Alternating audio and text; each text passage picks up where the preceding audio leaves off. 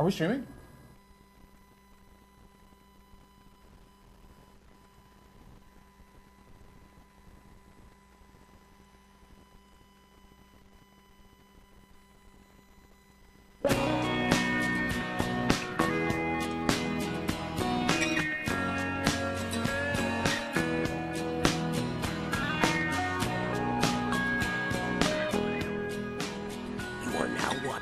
Pangea Music with Ty and Andre on Globesville.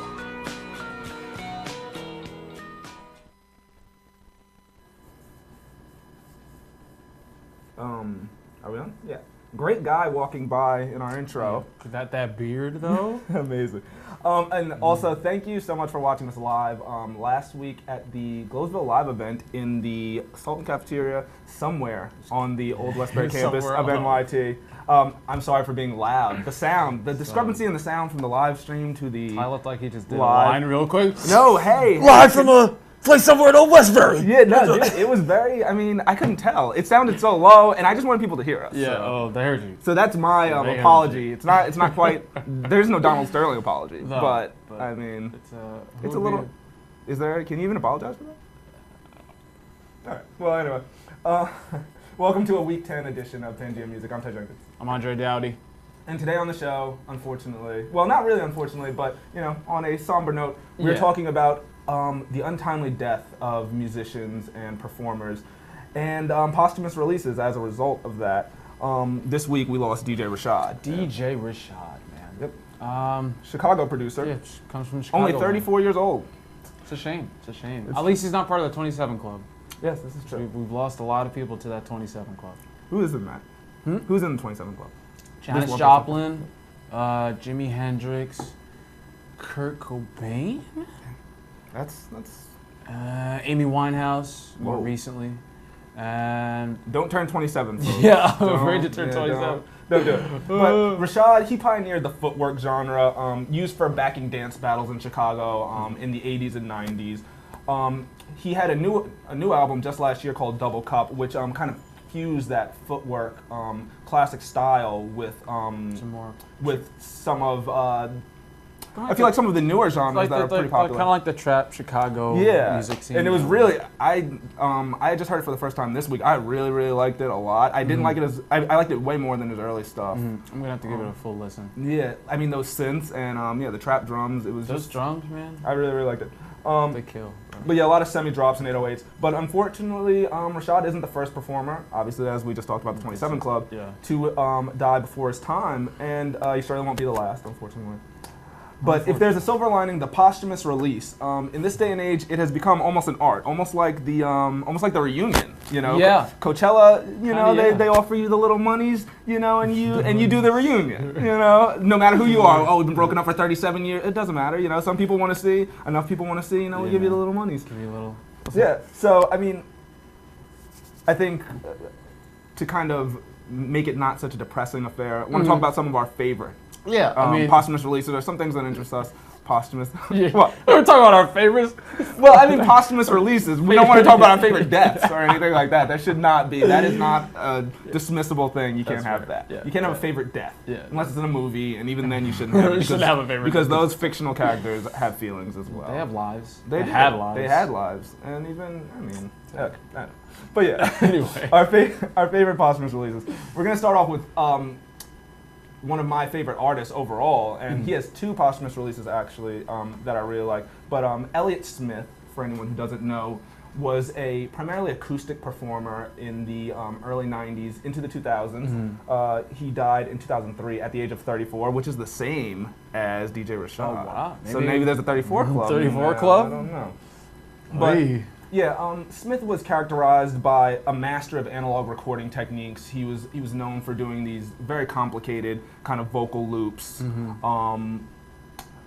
Before I continue, actually. Well, first of all, get in touch with us at Globesville or you should do that. On Facebook. Yeah, tell us about your favorite posthumous releases. Some if you artists that you wish were just still alive in general. Still alive, man. And give us a whole list. Before I continue, I'm going to play some selections while we speak off of Double Cup by DJ Rashad. The first song is "Feelin'." Feeling. Yeah, man. But yeah, Elliott Smith. Yeah, but those vocal techniques and also multi-instrumentalism. He was proficient in drums, guitars, bass, clarinet, and Man, yes, musically proficient in whistling. Which when is you know how to add a little clarinet in there, man, it makes a whole it's true. It difference. can. Oh man, Paul Simon with the You wind and Paul instruments. Simon. I know. I can mention him every single A episode. love affair. Paul Simon. Paul Simon, a love affair. My memoir. I mean, The album of cover songs of Paul Simon. but within the Elliott Smith context, obviously he died as a result of a stab to the heart, which they say was self-inflicted. Interesting way to die. Oh. But drug use was obviously a factor in that. Is there a bigger conversation to have, and how big is that conversation as far as drug use in the death of untimely death of musicians, or just the use of drugs in, you know, the artistic, in the I creative field? mean, I don't want to say a lot of people, but there are people who believe that, you know, using drugs helps kind of, you know, open up your mind to other things. I've never done drugs like that, Me either. so I can't say that, you know, it does do that. I can't say it doesn't do that because I haven't had the experience, and I can't speak on behalf of people who have had that experience because I don't really know that many people who like do drugs and make music. So that's interesting. on Yeah, the you don't do drugs, and you aren't really sure. You can't really speak to that. So, what do you think of, I guess, the culture of? I mean, drugs? I feel like there needs to be a little bit of a separation between kind of the substance abuse and music. I feel like people make, I guess, the greatest music when they're in kind of their most extreme of mentalities. If they're in a really dark place, you might get a really great album, but it might be a dark album, but you might get a really emotionally rich album that covers everything. If someone's in a happy spot, like Pharrell. Yes. Pharrell's in a happy place right now, obviously, with the single Happy. He made like the brightest music And that of the whole year so that far. whole album is very Yeah, it's so positive, and people are talking about how it's really a different outlook. We were talking about the new R&B, the darkness. Yeah, and yeah. he's a little bit older. He's on the older flip than those side. guys, Yeah. and he feels positive. Yeah, so like, it's he's very just- interesting, you know. He's on a whole new wave right now. So and we've seen it now in the festival circuit with all the EDM festivals with drugs and deaths, Yeah. and you know them wanting to move EDC out of Miami and this and that. There was one festival recently. Was it one that got shut down? The one upstate? Electric Forest, I want to say. Right upstate, there was 2 deaths, I want to say, and yeah, they shut it down early. Yeah, one of them. Electric. Yes. I think it might have been Electric. And they shut it down early. I mean, as someone who's well, just going to shows, even show culture, you get a lot of that depending on who you're seeing. Yeah. People are like, I have to be Yeah. in this state to see this person. And Dude. I mean, When I saw Schoolboy Q, it's a lot of weed. I was like, yo, this is crazy. That was hilarious. yeah, I can't really reconcile it on my part. I'm not really sure what it has to do with seeing the artist. We saw James Blake together. That was cool. And I mean, we just, you know, we're just. That was a normal crowd. Yeah, people and that's that- okay. Yeah. You know, and James Blake makes very compelling music, and his music, as complicated as it is, I don't really know that it's kind of drug induced. You know? Yeah. You notice It doesn't that? And seem his like music's it at very all. kind of. It's more like a kid in his room. Yeah, like it's it very seems like it personal. comes from that place. Yeah, it's a very personal space rather than like, yo, I just took some like mushrooms. Let me see what I can cook up real quick on the laptop. So yeah. If you guys have any comments about drug culture and how it plays into our music, let Yeah. us know. You know where to find us. Are they synonymous? Are they not? Yeah. Let us know. But as far as Elliott Smith goes, Elliott Smith, to the point of drugs, in the year before his death, he was apparently using $1,500 a day on crack and heroin. I don't even know how What? much that would possibly be. That's like Of all the how do you, drugs, how do you not too? die Crack and immediately? heroin, Okay. dude.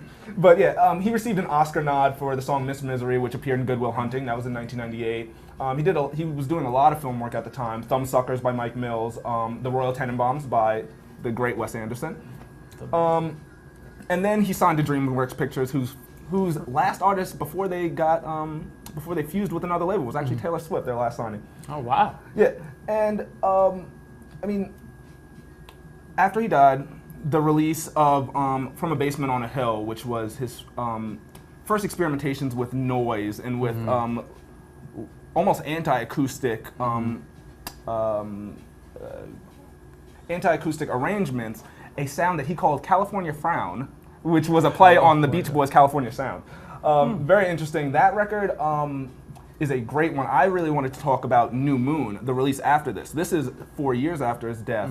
One of my favorite albums, and I came into this album at the time of its release. So you were so I right was on there. Yeah, and I had learned about Elliott Smith only a year before that. Okay. So I just wanted to talk about New Moon a little bit.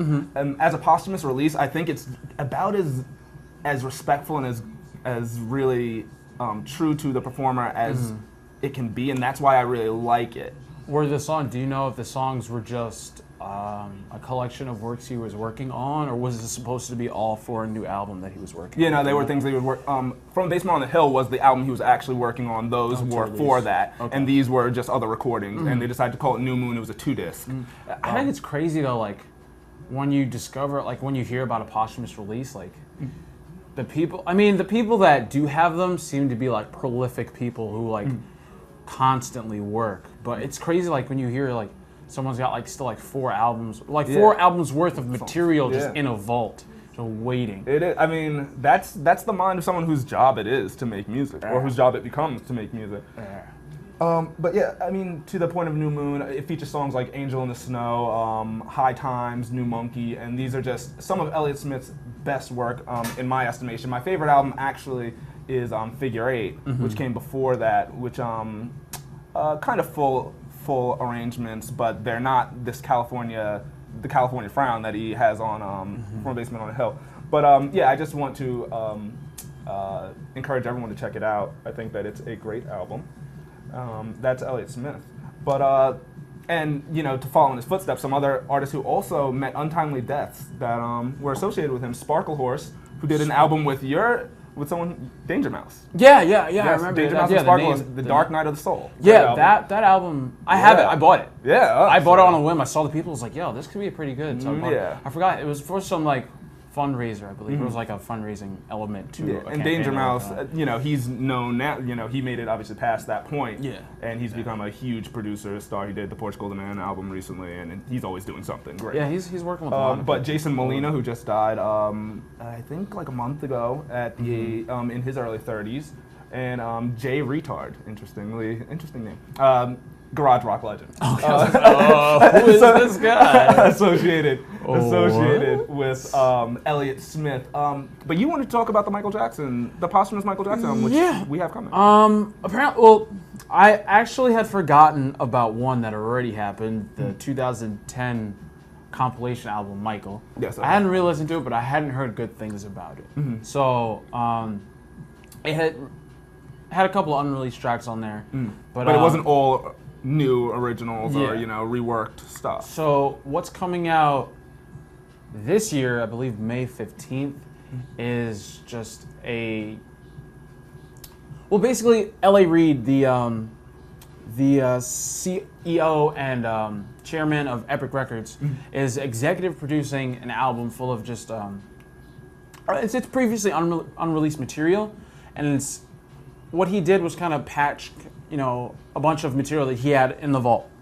Michael Jackson was one of those people who would go to work, have just an abundance of things he wanted to work on, but couldn't get it to fit in with something. So he would save something here, save something there, and just have a bunch of material. So L.A. Reid went in, found things that worked together, pieced them together, and then got a bunch of other producers on there to kind of contemporize his music, because Michael was always trying to work toward having a little bit of a contemporary sound. He tried to do that on Invincible a little bit, using some little bit of electronic, Yeah, I really enjoyed. sounds. I really enjoyed Invincible, but Yeah, I also Invincible was enjoyed. I really liked the work he did right before he died. Music video with Chris Tucker in it. Yes, Rock My World. It's off okay, Invincible. Rock My World. Yeah. Yes. I love that single. That's I thought that was such a great single, and it sounded like song. prime like Michael Jackson. Yeah, really that's the crazy part. Like he would miss the beat at always all. kind of work toward making his music modern, but it always still had that Michael Jackson sound to it. So it was never something that was too far-fetched, or like he was reaching to try and do something Before we crazy. continue, do we have to give the people a little bit of background on Michael Jackson? Like who he was? Who is that? Man, if you don't know about Michael Jackson, just Go crawl out of your hole. Like, just I don't even want to talk about him because people should know about him. Yeah, well, he died in 2009 at the age of 50. Yeah, he did. You know what's crazy? Like, he's the same age as my dad. Yeah, Weird. he was very young. Like every like, what is it, June 25th. Every June 25th, I'm like, yo, Michael Jackson would have been my dad's age. So you have to think about that. That's And your weird, dad, yeah. your dad probably cares significantly about that. Yeah. He's probably very Yeah, excited. like, no, one time he stopped me. He's like, yo, Michael Jackson was my age. I was like, word? Like, that threw me for a loop real quick. But the new Michael Jackson material that I think there's a clip of it out there. Yeah, I mean, I believe Can we they're... play that? Can we play that? Let me see if I can find it. I think they're releasing a single today. Oh, well. I It'd be don't know great if if we it- could get it live, Yeah. live on Pangea Music. Oh, Pangea, you heard it first. Donnie is shaking his head. Donnie's shaking This his is head. not happening. Yeah, at that's all. not happening. Right Hold now. on, let's see. I know there's a. But there's a snippet. really short clip. Yeah, there's like a little teaser trailer for the album that's We can out. play that. Let me see if I can find. I don't know if this is it. There's a video of Timbaland, who produced one of the songs, jumps on there and talks about it. But let me see if this is it. Let's see. Can we get it to go? No, I got an ad here that's stopping me from doing something. Testing. Logging. Oh, we got an ad. We got an ad. Looks like swirling. We got an ad of people talking right now. This is a clip of the from the new Michael Jackson release, reworked by L.I. Reid and others. The album's called Escape, so be ready for that when that comes out. Just a few days. Yeah, May 15th, I believe. So be ready. You can pre-order the album on iTunes if you'd like. There's two versions, the regular edition. So yeah. Oh, the 13th. Excuse me. Yeah. Here's a quick snippet, if you can hear that.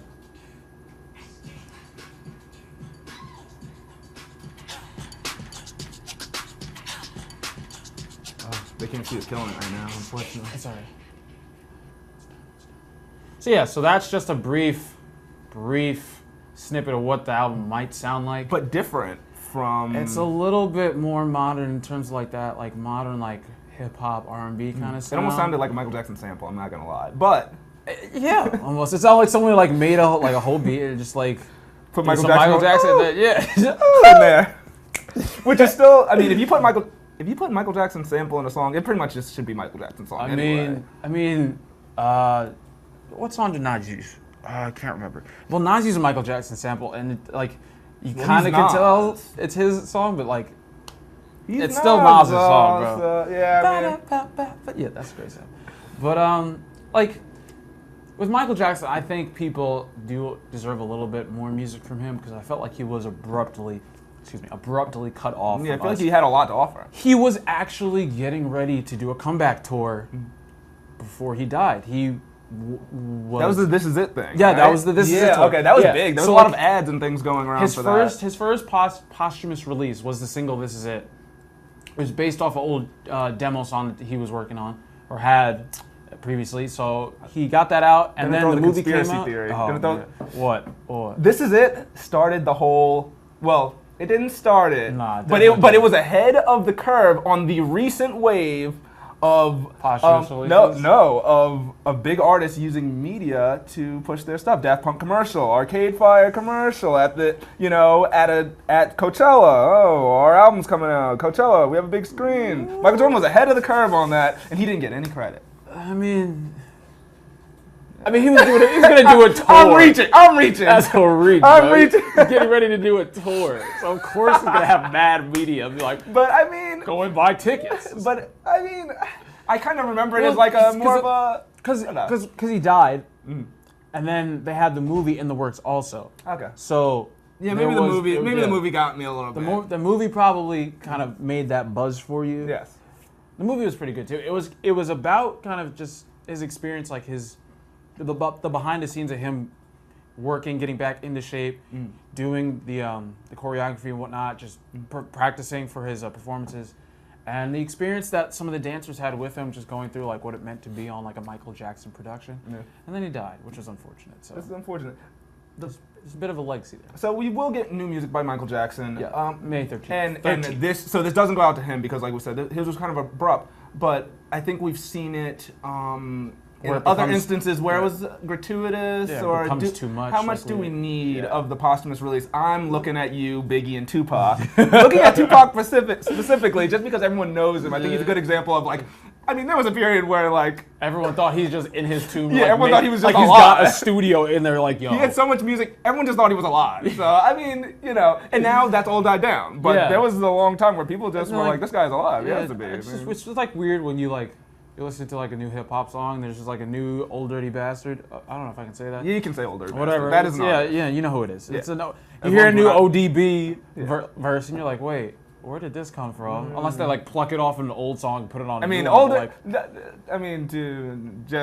ODB is someone who would be interesting and probably easy to make a verse from because he's always constantly yelling and he's kind of not really flowing anyway. So you can just take pieces and he's just like yelling at you at one part. Then you just put the other part together. But I know exactly what you mean. I mean, how much of it do we need? Jimi Hendrix has a lot of posthumous work. Yeah, he still has. He had something out recently. Yeah, I have it on here. Let me get the title real quick. I bought it too. I have the physical CD at home. That's interesting because it's 50 years old. So yeah, he's still. Yeah, I find it crazy that he's still got stuff left. Yeah, the album that came out recently was called People, Hell, and Angels.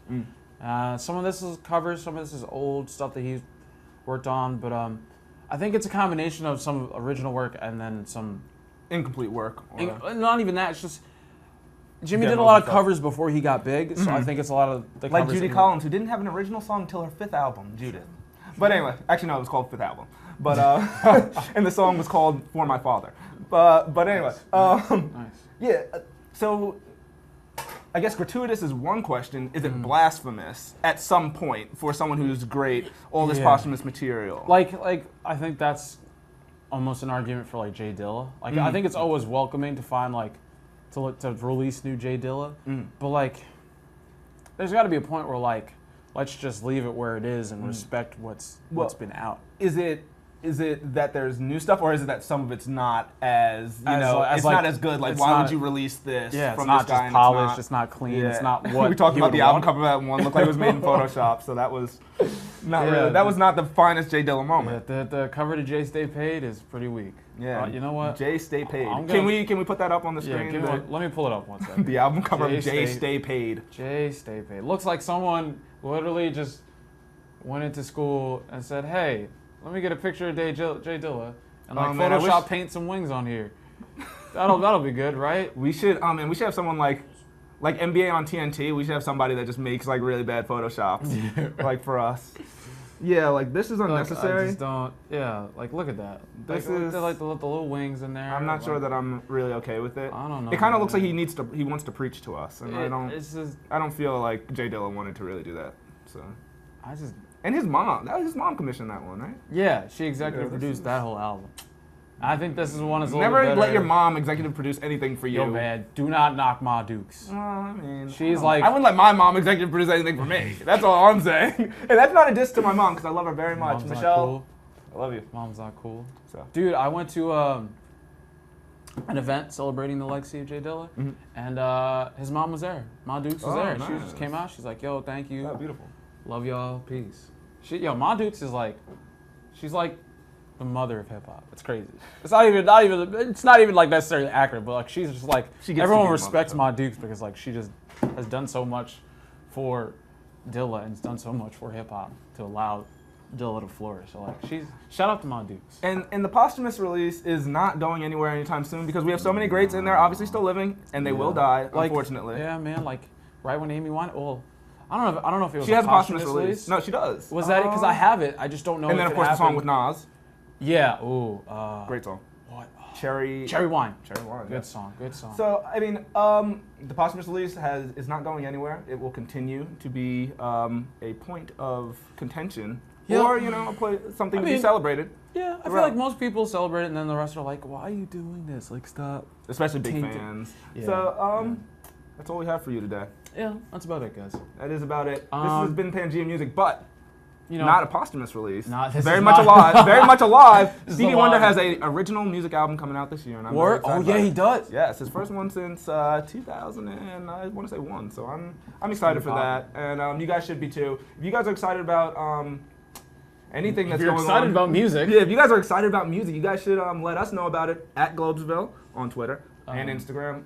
Facebook.com/Globesville. Yep. Also, keep it coming with the posthumous releases. What are your favorites? Mine is the Paul Simon album that has not come out yet because he's still alive. But Why would you wish that upon No. I can't wait till Paul Simon I'm saying it's dies. my favorite. I'm saying it's my favorite. It's my favorite, and it will hasn't be. even happened yet. So like in the future, you already know it's gonna be your favorite. Yes. So it's, Yep. I'm deciding it's my favorite. That or the Jason Pierce spiritualized posthumous album. Okay. All right. Okay. We will see you guys. Thanks. Yep. We'll see you next week. We'll be here next week, right? Adoring right. public. We're Are here we next going to be week. here next week? We'll see you guys later. Later, y'all.